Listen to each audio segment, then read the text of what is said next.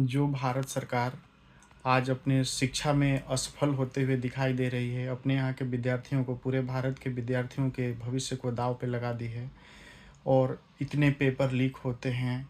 कोई शिक्षा के व्यवस्था में कोई बदलाव नहीं होता है, चाहे यूनिवर्सिटी हो, कॉलेज हो, हर जगह देखा जाए तो चाटुकार लोग ही भरे पड़े हुए हैं बड़े लेवल पे, चाहे वो डीन हो या चांसलर हों।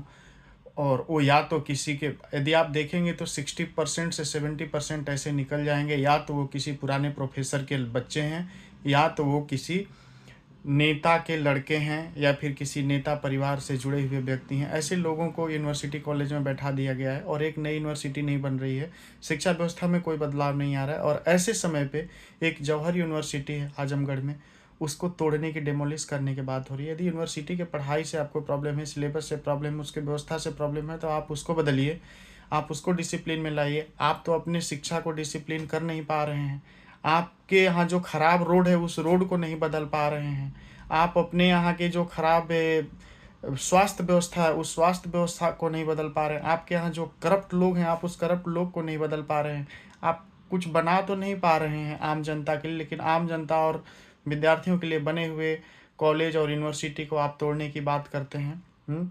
हमारे टैक्स के पैसे से कभी आप जीएसटी लगाते हैं, कभी आप एसजीएसटी लगाते हैं। खाने से लेकर के किताब कॉपी खरीदने तक पे हम जीएसटी दे रहे हैं। हर चीज़ पे जीएसटी दे रहे हैं। चाहे हम दाल खरीद के लाएँ, चावल खरीद के लाएँ, उस पे भी लग रहा है हमारा। दूध तक पर लग रहा है। और उसके बाद हमारे ही दिए हुए जीएसटी के पैसे से यदि करोड़ों रुपए का जब यूनिवर्सिटी बन गया, तो आप उसे डेमोलिश कर रहे हैं सिर्फ इसलिए क्योंकि वो आपके पार्टी का नहीं है।